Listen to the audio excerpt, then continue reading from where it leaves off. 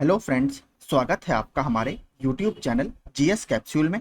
I hope आप सभी लोग अच्छे होंगे और आपकी तैयारी अच्छी चल रही होगी। फ्रेंड्स, आप सभी को पता है हम अपने इस चैनल के माध्यम से यूपीपीएससी और यूपी ट्रिपल एससी से संबंधित सभी स्टडी मटेरियल आपको रेगुलरली प्रोवाइड करा रहे हैं। तो उसी संबंध में जूनियर असिस्टेंट का जो एग्जाम है 27 अगस्त को, उसके लिए मैं यूथ कंपटीशन टाइम्स के प्रैक्टिस सेट्स आपको करा रहा हूँ। 14 प्रैक्टिस सेट्स हम ऑलरेडी कर चुके हैं। ये हमारा अंतिम प्रैक्टिस सेट है इस बुक का। तो आज हम ये बुक आपकी पूरी खत्म हो जाएगी हमारी। इसके बाद देखिए, अगर मार्केट में कोई और बुक अवेलेबल होगी तो आप कमेंट बॉक्स में कमेंट कर सकते हैं। अगर कोई अच्छी बुक है तो वो मैं मार्केट से लाकर उसके प्रैक्टिस सेट्स करा दूंगा। अभी हमारे पास 10 से 12 दिन बचे हुए हैं। ठीक है, तो चलिए शुरू करते हैं। अगर चैनल पर नए हैं तो प्लीज रेगुलर स्टडी मटेरियल के लिए आप इसे सब्सक्राइब कर सकते हैं। पहला हमारा वही सेक्शन है, हिंदी परिज्ञान और लेखन योग्यता।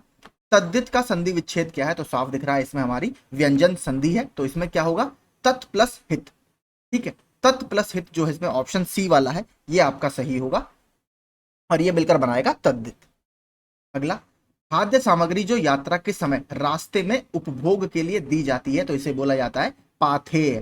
ठीक है, बात करें अगर पथ्य की, तो पथ्य क्या होता है? रोगी को दिया जाने वाला हल्का भोजन, ये कहलाता है पथ्य। ठीक है, याद रखिएगा। कौन सा जोड़ा समरूपी भिन्नार्थक है? अगर इसमें देखेंगे तो कौन सा है आपका? अगर बात करें अवधि का अर्थ क्या है आपका? काल है। और अवधि का मतलब क्या है? तो अवधि एक तरह से जो बोली है हमारी, अवधि, अवध देश की बोली, उसको अवधि बोला जाता है। तो ये समरूपी भिन्नार्थक है। बाकी अनुचर का अर्थ होता है नौकर, ये सेम है।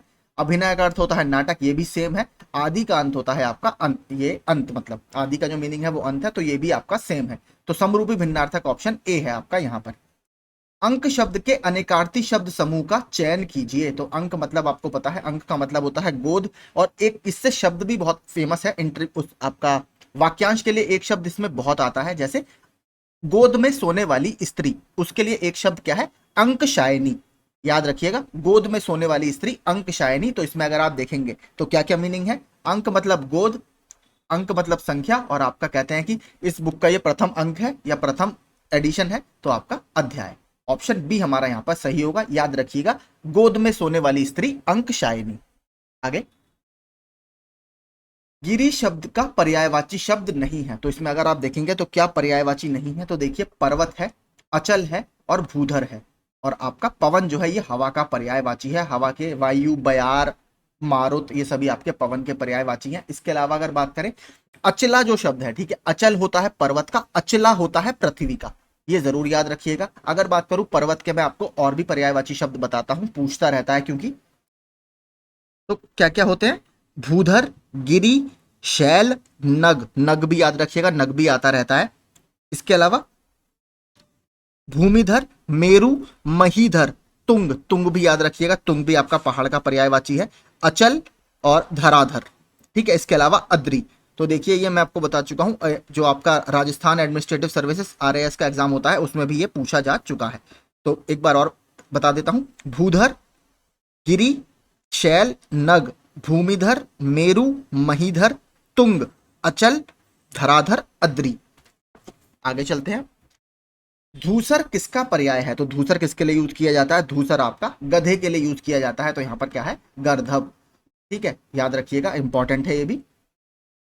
अगला, अगर इसके और देखें तो क्या क्या होंगे हमारे? एक होता है इसका रासभ, वैशाख, नंदन, चक्रीवान और खर, ये सभी आपके गधे के अन्य पर्यायवाची हैं। अगर बात करें घोड़े के, तो घोड़े के तो है, वाजी, तुरंग, घोटक, घोड़ा, रविसुत, सैंधव। सैंधव याद रखिएगा, सैंधव बहुत सारे शब्द के लिए अलग अलग यूज किया जाता है। सैंधव घोड़े का भी एक पर्यायवाची है। इसके अलावा अगर बात करें मेघ, तो मेघ का क्या होगा? बादल, नीरद, जलधर, घन, ये सारे आपके बादल के पर्यायवाची हैं। आगे चलते हैं।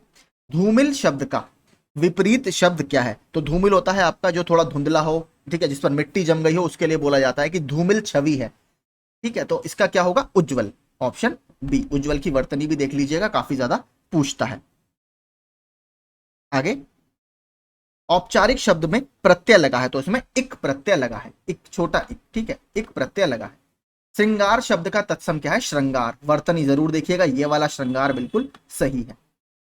ए राकेश यहां आओ, इस वाक्य में कौन सा कारक है? तो साफ दिख रहा है, यहां पर संबोधन किया जा रहा है राकेश के नाम से, तो संबोधन कारक यहां पर है, ऑप्शन डी। जिसके सिर पर चंद्रमा हो, उसके लिए एक शब्द क्या है? चंद्रशेखर।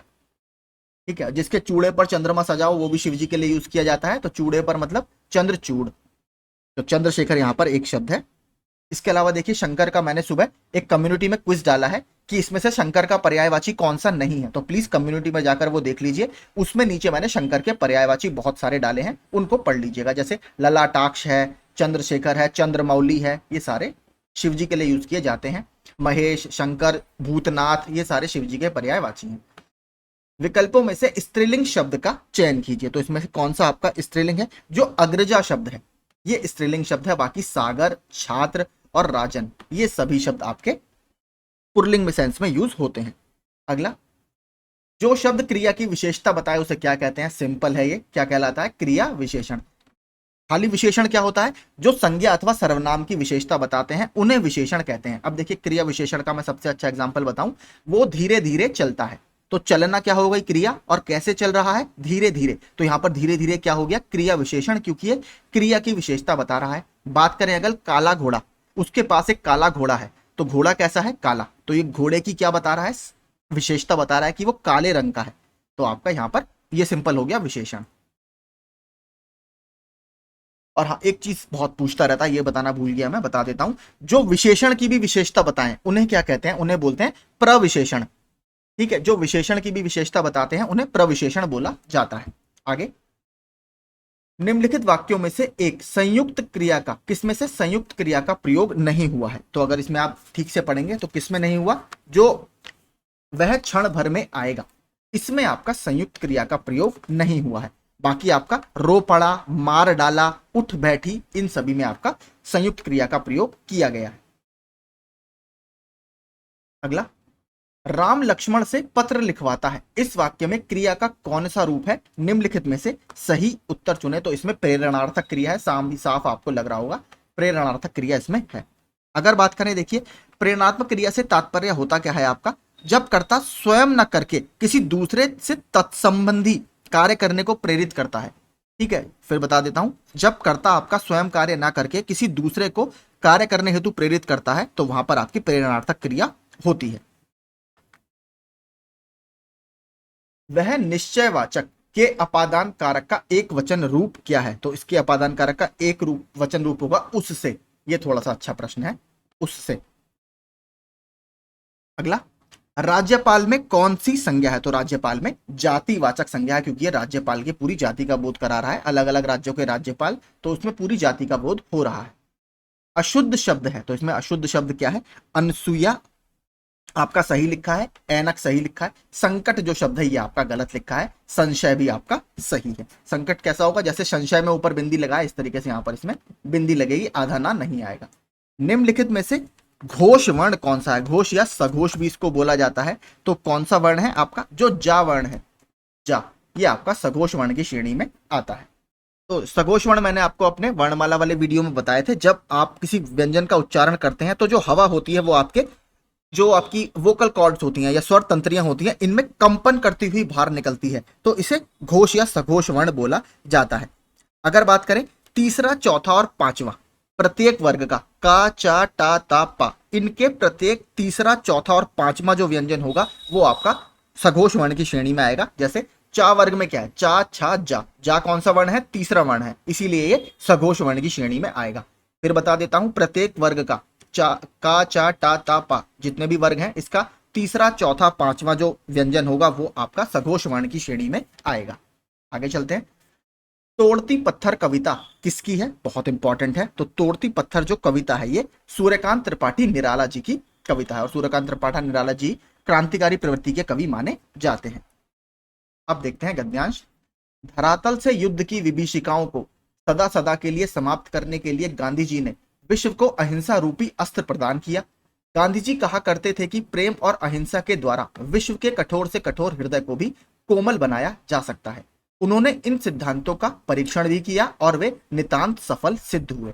हिंसा से हिंसा बढ़ती है, घृणा से, और घृणा घृणा को जन्म देती है, और प्रेम से प्रेम की अभिवृद्धि होती है। अतः यह निश्चित है कि बिना प्रेम और अहिंसा के विश्व में शांति स्थापित नहीं हो सकती। शांति के अभाव में मानव जाति का विकास संभव नहीं। प्रत्येक राष्ट्र का स्वर्णिम युग वही कहा जाता है जबकि वहां पूर्ण शांति और सुख रहा हो। तथा उत्तमोत्तम रचनात्मक कार्य किए जाते हैं। भौतिक दृष्टि से व्यापार और कृषि की उन्नति भी शांति काल में ही संभव होती है।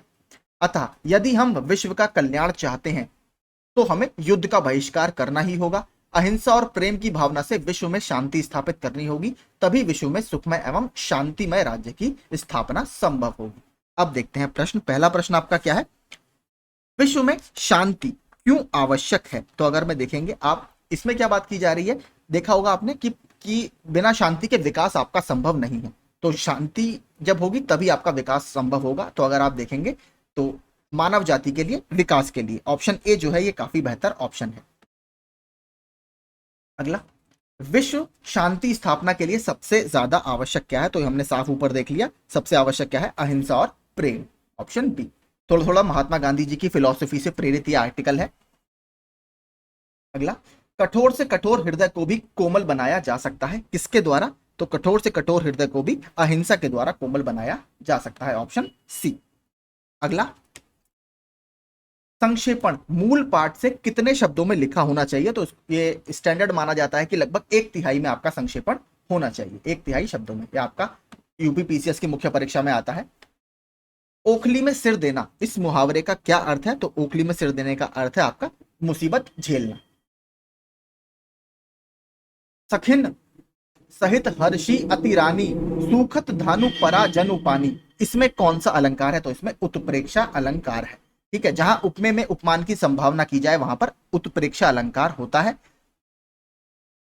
अगला, भाव जिसके हृदय में रहते हैं उसे क्या कहते हैं? तो जिसके हृदय में रहते हैं उसे उद्दीपन कहते हैं। ठीक है, उद्दीपन, ये थोड़ा सा अच्छा शब्द है। अगला, निम्नलिखित में एक वाक्य अशुद्ध है, तो इसमें से कौन सा वाक्य अशुद्ध है? अगर आप देखेंगे, उसका कहना था कि आप उसे जानते हैं, राम गाते गाते सरोवर तक गया, वह प्रायः मेरे यहां आता था, आम सभा में प्रतिनिधि उपस्थित थे। तो देखिए, आम सभा जो होती है वहां पर आम लोग होते हैं, तो प्रतिनिधि आपके थोड़े से इंपॉर्टेंट जो महत्वपूर्ण सभा होती है, तो यहां पर सिंपल होगा, सभा में प्रतिनिधि उपस्थित थे, आम सभा यहां पर नहीं होगा। तो ये वाला वाक्य आपका अशुद्ध है। 31 में समास कौन सा है? तो सिंबल है आपका 31 में कौन सा समास है? द्विगु समास है, जहां पूर्व पद आपका संख्यावाची हो वहां पर द्विगु समास होता है। अगला, जैसे और एग्जांपल क्या है, सप्ताह, शताब्दी, पंचतंत्र।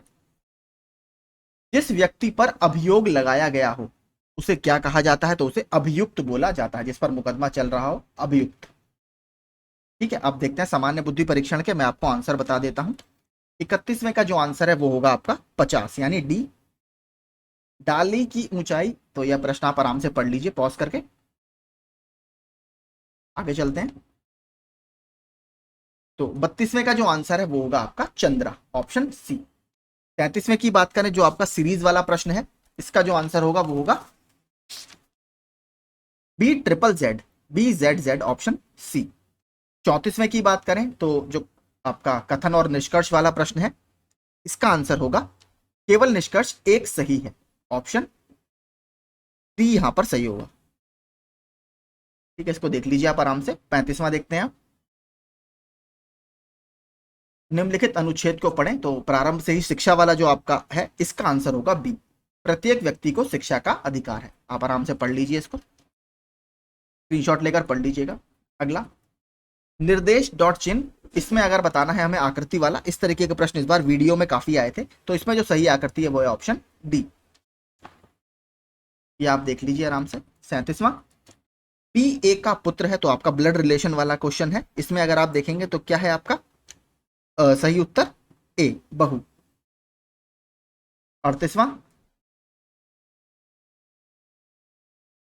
इसका सही उत्तर है सिर्फ धारणा दो कथन में निहित है।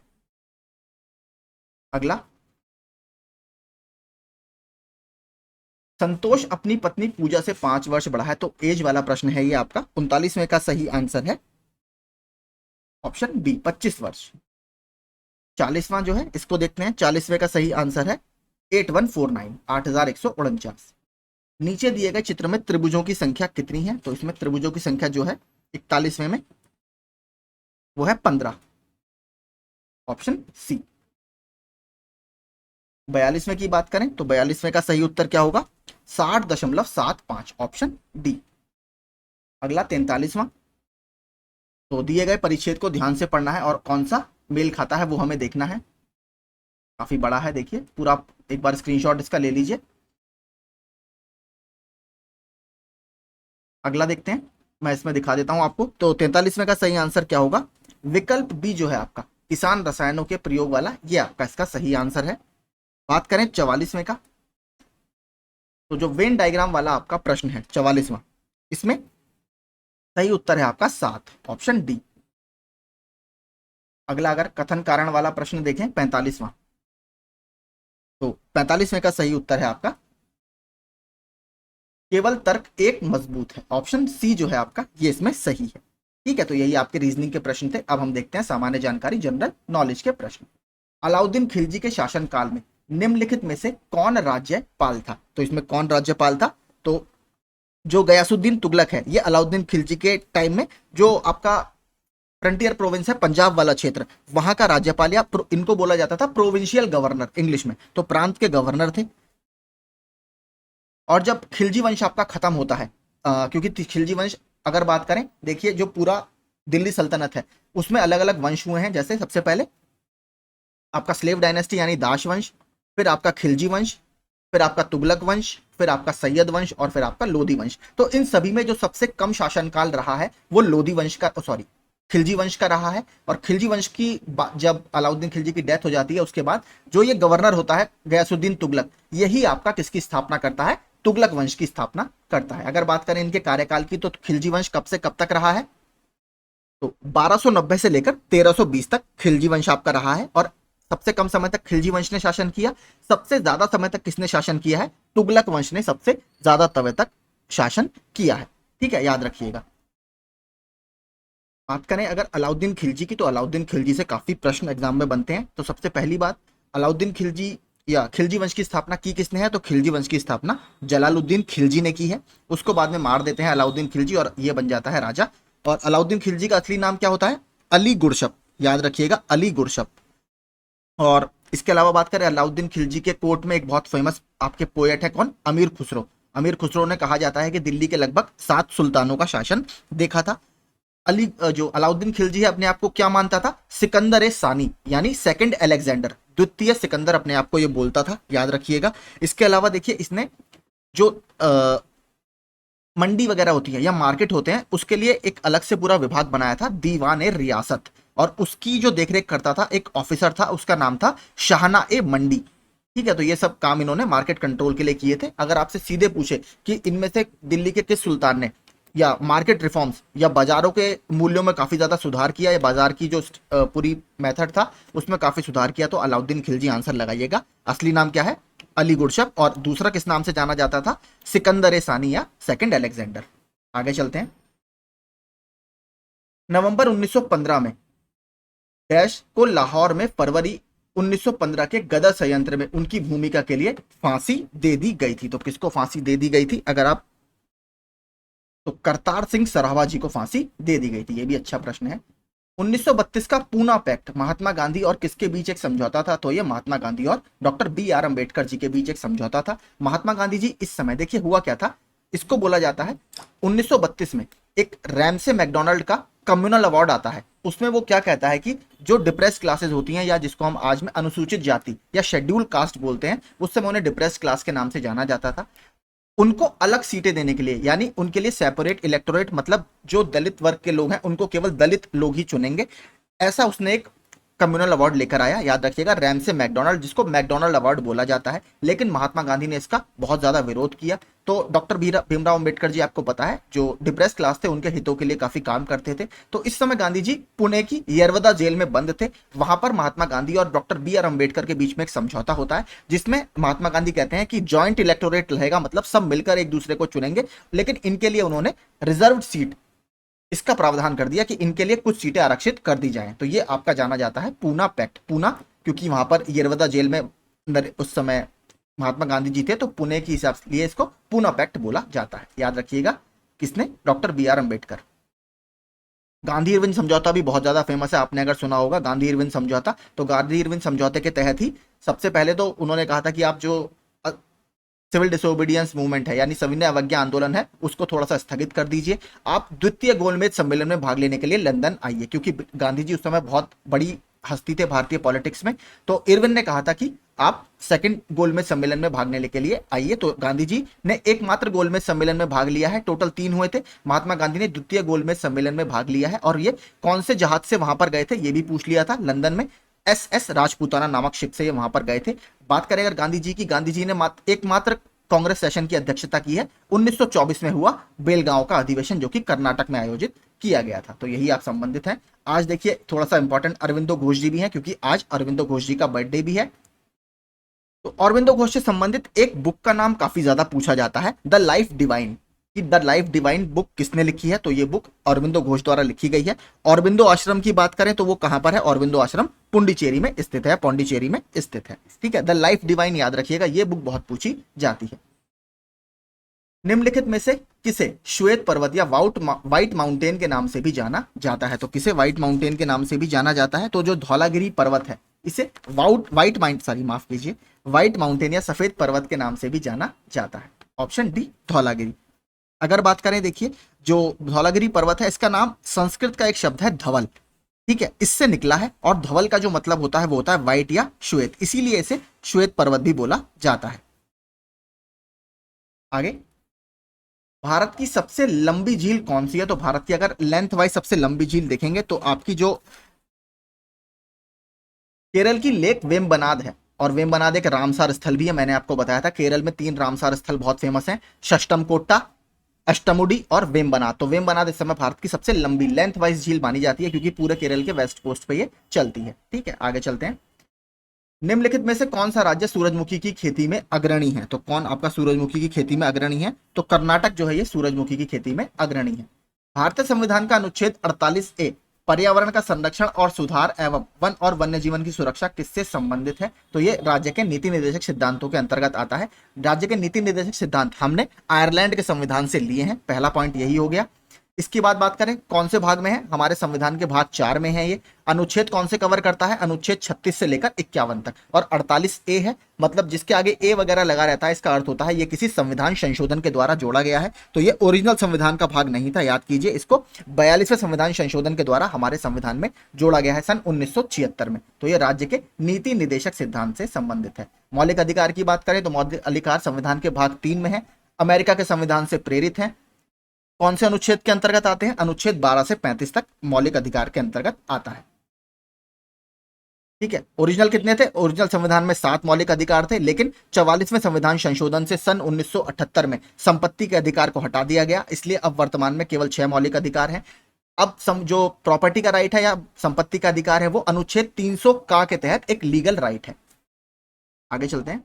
मणिपुर, मेघालय और त्रिपुरा इसके अंतर्गत राज्य बनाए गए, तो कौन से किसके अंतर्गत राज्य बनाए गए, तो उत्तर पूर्वी क्षेत्र पुनर्गठन अधिनियम आया था, एक्ट आया था 1971 का, उसके तहत ये बनाए गए हैं राज्य। ठीक है, ऑप्शन ए यहां पर हमारा सही होगा। और इसके तहत देखिए नॉर्थ ईस्टर्न एक्ट जो आया था, इसके तहत ही जो क्षेत्रीय परिषद होती है, जोनल काउंसिल होते हैं, तो जोनल काउंसिल भी इसके तहत बनाई गई थी, और नॉर्थ ईस्टर्न काउंसिल इसी के तहत बनाई गई है। संविधान में निम्नलिखित में से किसके बारे में उपबंध नहीं है, तो देखिए जो योजना आयोग है, प्लानिंग कमीशन, ये एक एग्जीक्यूटिव बॉडी थी, ये बाद में जोड़ी गई थी, संविधान में इसका कोई जिक्र नहीं था। ठीक है, याद रखिएगा। बाकी निर्वाचन आयोग आपको पता ही है, अनुच्छेद 324 में इसकी बात की जाती है। लोक सेवा आयोग की बात 315 में की जाती है, संघ लोक सेवा आयोग की। वित्त आयोग आपका अनुच्छेद 280 के तहत इसकी स्थापना की जाती है। प्रत्येक 5 वर्ष में आपका जो प्रेसिडेंट होते हैं वो इसकी करते हैं, और अभी वर्तमान में 15वां फाइनेंस कमीशन चल रहा है, किसकी अध्यक्षता में था, NK सिंह जी की अध्यक्षता में। ठीक है, उसकी ही रिकमेंडेशन अभी चल रही है 2026 तक।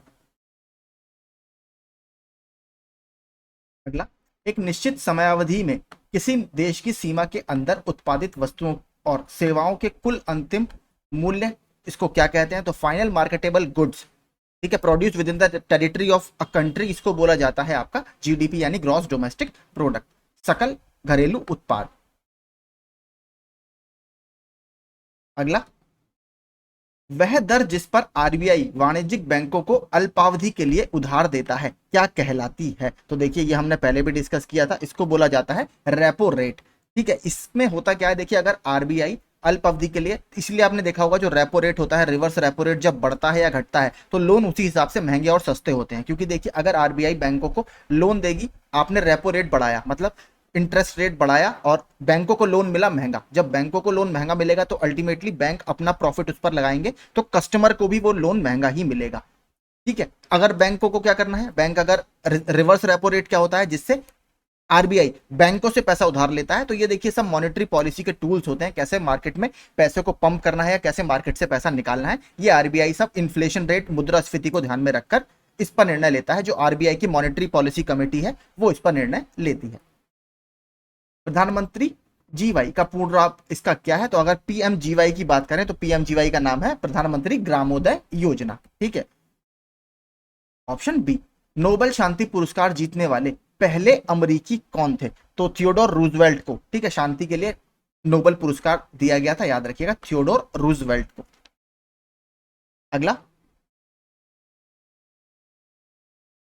रियो ओलंपिक्स में भारत के लिए पहला पदक किसने जीता, तो रियो ओलंपिक्स जो हुए थे उसमें भारत के लिए पहला पदक जो जीता था वो साक्षी मलिक ने जीता था। साक्षी मलिक क्या खेलती हैं, आपकी कुश्ती खेलती हैं। ठीक है, कुश्ती में दो तरीके की होती है, एक तो फ्री स्टाइल होती है और एक ग्रीको रोमन होती है, तो फ्री स्टाइल में ज्यादातर ये खेलती हैं। सीज्मोमीटर का इसके द्वारा आविष्कार किया गया था, तो सीज्मोमीटर का आविष्कार किसके द्वारा किया गया है, तो लुइगी पाल्मिरी द्वारा आपका इसका आविष्कार किया गया था। और आपका क्या करते हैं, इससे भूकंप वगैरह की जो वेव्स आती हैं वो देखते हैं। इसके अलावा बात करें अगर रिक्टर स्केल, तो वो चार्ल्स रिक्टर ने उसकी खोज की थी और उससे भूकंप की तीव्रता वगैरह आपकी नापी जाती है। उसी से संबंधित एक इंटेंसिटी का और आता है स्केल, उसको क्या बोला जाता है, मरकाली स्केल।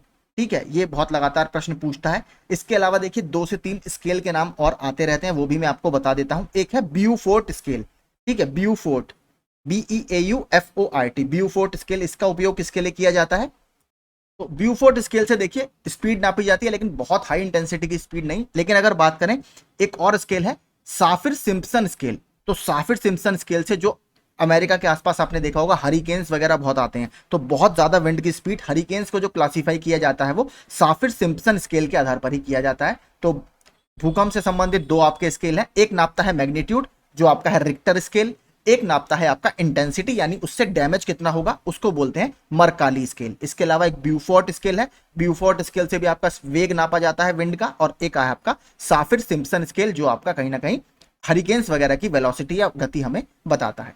ठीक है, तो आगे चलते हैं। फरवरी 2023 में यूथ 20 इंडिया शिखर सम्मेलन किस विश्वविद्यालय में आयोजित किया गया था, तो ये भी इंपॉर्टेंट हमारे लिए है। तो कहां पर आयोजित किया गया था, महाराजा सयाजीराव विश्वविद्यालय बड़ौदा में। अगला,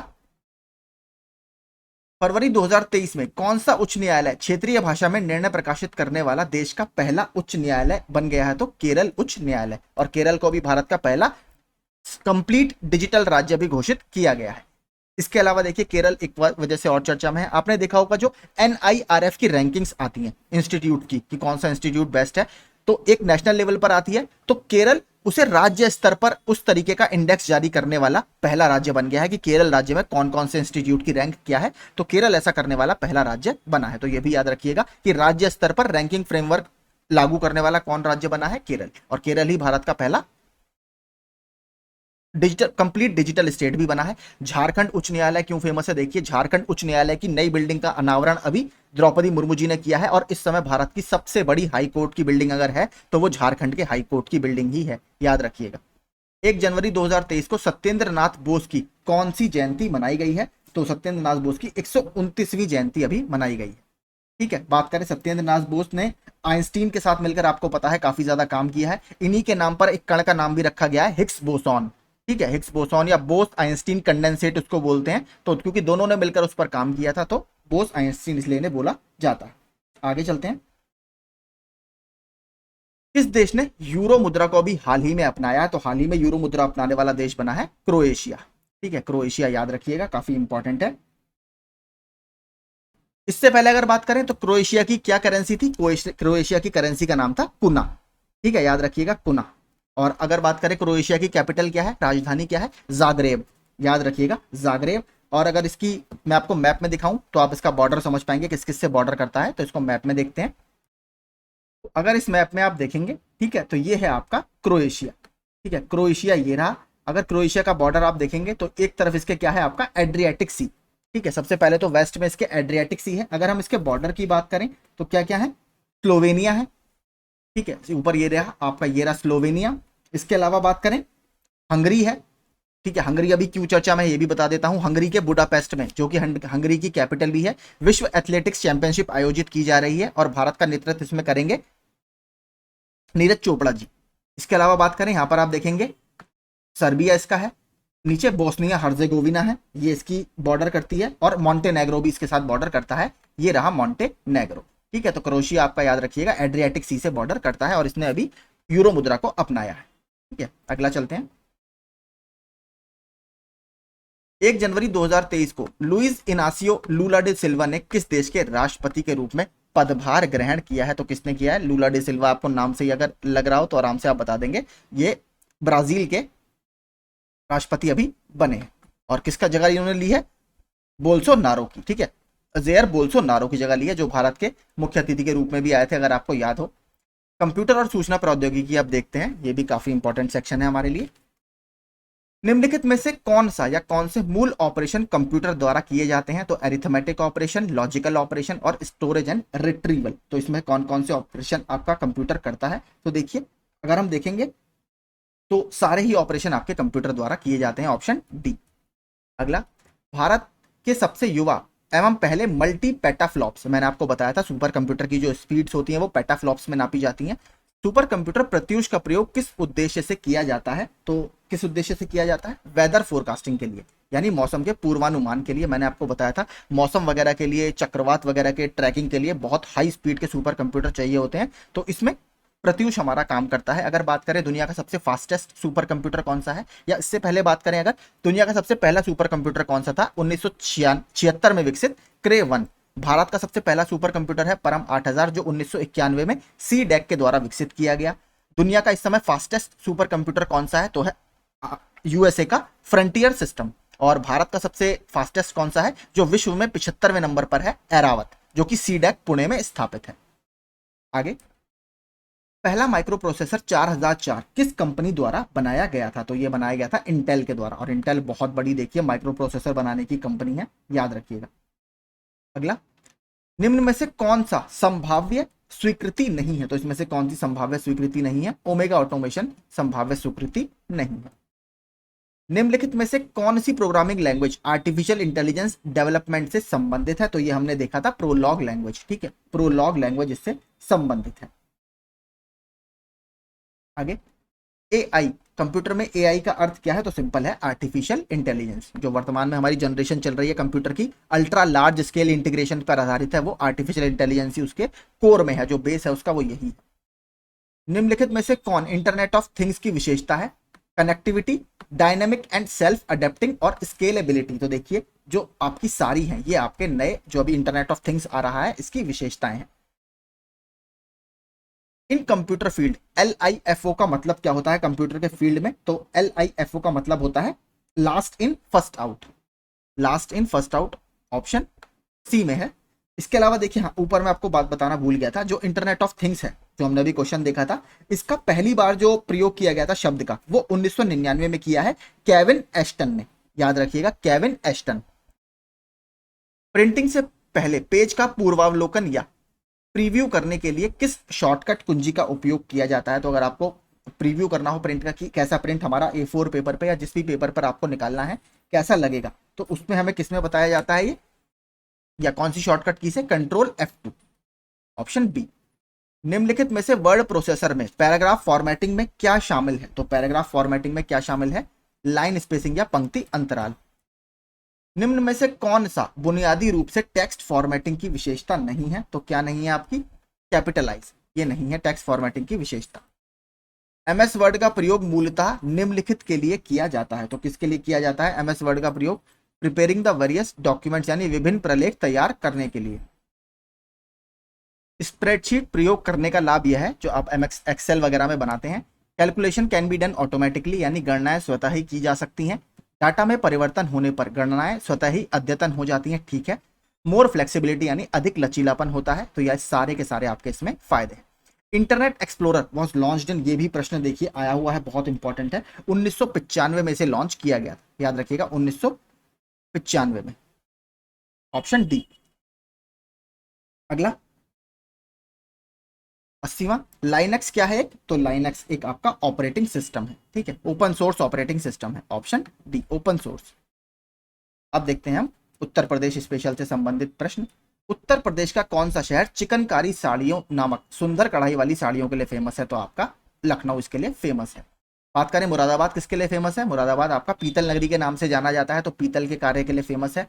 मेरठ किसके लिए फेमस है? मेरठ एक तो कैंचियों के लिए बहुत फेमस है और इसके अलावा स्पोर्ट्स गुड्स यानी खेल के सामान के लिए फेमस है। मेरठ में ही भारत की, उत्तर प्रदेश की जो स्पोर्ट्स यूनिवर्सिटी है, मेजर ध्यानचंद स्पोर्ट्स यूनिवर्सिटी, वो मेरठ में ही बन रही है। ठीक है, आगे चलते हैं। उत्तर प्रदेश में निम्नलिखित में से सर्वाधिक जनजातीय जनसंख्या वाला जनपद कौन सा है? तो सबसे ज्यादा ट्राइब्स हमें कहां पर मिलती हैं? शेड्यूल्ड ट्राइब्स सोनभद्र में देखने के लिए मिलती है। ठीक है, याद रखिएगा। 2011 की जनगणना के अनुसार जनसंख्या के संबंध में उत्तर प्रदेश का कौन सा जिला सबसे बड़ा है? तो यह है आपका प्रयागराज। ठीक है, अगर बात करें प्रयागराज के अगर रैंकिंग की मैं आपको बताऊं तो सबसे ज्यादा क्या है? प्रयागराज है, फिर मुरादाबाद है, फिर आपका गाजियाबाद है और फिर आजमगढ़ है। डाक कर्मयोगी पोर्टल का उद्देश्य क्या है? तो जो डाक सेवक थे उनकी ट्रेनिंग्स वगैरह के लिए था। तो लगभग 4 लाख ग्रामीण डाक सेवकों की क्षमताओं में वृद्धि के लिए, ऑप्शन बी। उत्तर प्रदेश में आयकर आयुक्त का पद सेवा में किसके बराबर है? तो ये सेवा में आपके संभागीय आयुक्त या सचिव के बराबर है। भारत कला भवन कहां पर स्थित है? तो भारत कला भवन बनारस में, जो आपका बीएचयू है उसके परिसर में यह स्थित है, तो बनारस, ऑप्शन बी। निम्नलिखित में कौन सी जनजाति उत्तर प्रदेश के अधिसूचित अनुसूचित जनजाति की सूची में शामिल नहीं है? तो इसमें जो तड़वी जनजाति है ये इसमें अभी लिस्ट में नहीं है। 2003 में 10 नई जनजाति हमने इसमें जोड़ी है, उसमें भी ये शामिल नहीं है। रामलीला और रासलीला उत्तर प्रदेश के किसके उदाहरण हैं? तो ये उत्तर प्रदेश के लोक नाटक और लोक नृत्य शैली के उदाहरण है, ऑप्शन बी। अगला, आल्हा एक लोकप्रिय संगीत क्षेत्र, ये किस क्षेत्र का है? तो आल्हा और उडल की कथा जो है आपका, ये बुंदेलखंड के क्षेत्र से संबंधित है। ठीक है, आल्हा उदल की कथा बुंदेलखंड क्षेत्र। निम्नलिखित में कौन एक सही सुमेलित नहीं है? तो बटेश्वर आगरा, देवा शरीफ जौनपुर। तो देखिए जो देवा शरीफ है यही आपका गलत है। देवा शरीफ का मेला आपका बाराबंकी में लगता है, ठीक है, बाराबंकी। बाकी संकिसा फर्रुखाबाद, ठीक है, बिठूर आपका कानपुर, ये भी ठीक है। तो देवा शरीफ आपका बाराबंकी। हाजी वारिस अली शाह की दरगाह पर यहाँ पर मेला लगता है। अमीर खुसरो किस स्थान से संबंधित है? तो अमीर खुसरो ने दिल्ली के कई सारे सुल्तानों का शासन देखा है और अमीर खुसरो आपका पटियाली विलेज से संबंधित है। ठीक है, पटियाली। अगर बात करें कौन से जिले में पड़ता है ये? तो ये एटा जिले में पड़ता है।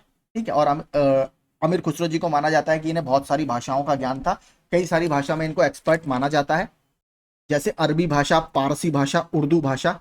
ठीक है, इसके अलावा इन्हें किस नाम से जाना जाता है? तूती ए हिंद यानी पैरट ऑफ इंडिया, भारत के तोते के रूप में इनको जाना जाता है। इनकी देखिए कुछ इंपॉर्टेंट रचनाएं हैं, वो मैं आपको बताता हूं जिनसे प्रश्न बनता है बहुत ज्यादा। ठीक है, तो पहला है खजाइन उल फुतूह, इसको तारीख ए अलाई के नाम से भी जानते हैं, याद रखिए, खजाइन उल फुतूह तारीख ए अलाई के नाम से जानते हैं। इसमें अलाउद्दीन खिलजी के जो एक्सपेडिशन है, जो उन्होंने चढ़ाइयां की थी अलग अलग राज्यों पर, उसके बारे में जानकारी मिलती है। फिर है इनकी तुगलकनामा, तुगलकनामा में जो गियासुद्दीन तुगलक है उसकी हमें जानकारी मिलती है, क्योंकि इन्होंने दिल्ली के लगभग 7 सुल्तानों का शासन देखा था। इसके अलावा इनकी बुक है खाम शाह, तो इनके अलग अलग 5 कार्य थे, 5 वर्क्स हैं, उसका एक कलेक्शन है। इसके अलावा एक बुक है मिफ्ताह उल फुतूह, उसमें क्या है, जो जलालुद्दीन खिलजी हैं, अलाउद्दीन खिलजी के जो ससुर थे जलालुद्दीन खिलजी, उसके एक्सपेडिशन यानी उन्होंने जो राज्यों पर चढ़ाई की थी उसकी बात है मिफ्ताह उल फुतूह में। और बात करें आशिका एंड खिज्र खान, इसमें किसकी बात है? लव स्टोरी ऑफ देवल रानी, यानी देवल रानी की इसमें प्रेम कथा की बात है, आशिका और खिज्र खान में। ठीक है, तो ये सारी संबंधित है इनसे। 1924 में संयुक्त प्रांत, जो कि वर्तमान में उत्तर प्रदेश के किस शहर में संपूर्ण भारत से क्रांतिकारियों की बैठक बुलाई गई थी? तो कहां पर बुलाई गई थी? आपके कानपुर में। ठीक है, कानपुर में आपका हिंदुस्तान रिपब्लिकन एसोसिएशन की स्थापना हुई थी, जो सचिन सान्याल थे, ठीक है, राम प्रसाद बिस्मिल थे, जोगेश चंद्र चटर्जी, ये यहां पर आकर मिले थे। बाद में फिरोज शाह कोटला में इसका नाम हिंदुस्तान सोशलिस्ट रिपब्लिकन एसोसिएशन कर दिया गया था। पहले इसको हिंदुस्तान रिपब्लिकन एसोसिएशन के नाम से ही जाना जाता था, और इसने ही काकोरी जो ट्रेन एक्शन हुआ था 1925 में, उसमें काफी बड़ी भूमिका निभाई थी। मथुरा, डिगबोई और पानीपत में परिष्करण शालाएं किसके द्वारा स्थापित की गई हैं? तो यहाँ पर इंडियन ऑयल की रिफाइनरीज हैं, इंडियन ऑयल। अगला, निम्नलिखित में से किस शहर को कालीन का शहर या कारपेट सिटी भी कहा जाता है? तो भदोही को। निम्नलिखित में से कौन एक उत्तर प्रदेश औद्योगिक विकास निगम की आगामी प्रमुख निवेश परियोजना नहीं है? तो इसमें से क्या नहीं है? तो डिफेंस पार्क आपका शाहजहांपुर में, ये कोई परियोजना इसकी नहीं। अगर बात करें जो डिफेंस कॉरिडोर है आपका, वो कौन कौन से राज्यों से होकर गुजरेगा? डिफेंस कॉरिडोर आपका झांसी, चित्रकूट, कानपुर, लखनऊ, आगरा और अलीगढ़ में यहां से होकर ये निकलेगा। अगला, निम्नलिखित में कौन सुमेलित नहीं है? तो डीएलडब्ल्यू आपका यानी डीजल लोकोमोटिव वर्क्स, ठीक है, वाराणसी में है। इंडियन टेलीफोन इंडस्ट्री, ये आपका नैनी में स्थित है, ठीक है। मॉडर्न बेकरी, अगर मॉडर्न बेकरी की बात करें तो देखिए मॉडर्न बेकरी आपका कानपुर में स्थित है, लखनऊ में नहीं, ये गलत है। बाकी इंडियन ऑयल का तेल शोधक संयंत्र मथुरा में स्थित है। उत्तर प्रदेश के किस शहर को कालीन नगरी भी कहा जाता है यानी कारपेट सिटी भी कहा जाता है? तो भदोही को। उत्तर प्रदेश राज्य में टिहरी बांध परियोजना किस देश के सहयोग के साथ पूरा किया गया? तो अब तो ये उत्तराखंड में पड़ता है, तो इसको किस देश के सहयोग के साथ बनाया गया था? इसको सोवियत रूस के सहयोग से बनाया गया था। निम्नलिखित में कौन सा विकल्प उत्तर प्रदेश की महत्वपूर्ण अनाज फसलों के नाम का उल्लेख करता है? तो कौन कौन सी महत्वपूर्ण अनाज की फसलें हैं? तो ये आपका चावल, गेहूं, बाजरा और मक्का, ये सभी उत्तर प्रदेश की प्रमुख, माफ कीजिए, चावल, गेहूं, बाजरा, जौ और मक्का। ऑप्शन बी वाला जो है ये आपका ठीक होगा, माफी चाहूंगा, डी वाला नहीं होगा, इसको हटा देता हूं। ऑप्शन बी आपका यहां पर ठीक होगा। अगला, भारत के राज्यों में से उत्तर प्रदेश निम्नलिखित में से किन फसलों का अग्रणी उत्पादक है? तो किन फसलों का है? गेहूं का है नंबर 1, आलू का भी है और गन्ने का, इन तीनों के फसल के हम प्रमुख उत्पादक हैं। तो यही देखिए हमारा अंतिम प्रैक्टिस सेट था इस बुक का, और आई होप आपको पूरी बुक ये पसंद आया होगा। तो जिन्होंने अभी तक बाकी प्रैक्टिस सेट नहीं देखे हैं वो जाकर हमारी प्लेलिस्ट में और सारे प्रैक्टिस सेट देख सकते हैं। इसके बाद अगर कोई और बुक अवेलेबल होगी तो वो मैं आपको प्रैक्टिस सेट करा दूंगा, क्योंकि अभी 12 से 13 दिन बचे हुए हैं। तो ऐसे ही और वीडियोस पाने के लिए आप हमारे चैनल को सब्सक्राइब कर सकते हैं। Thank you so much.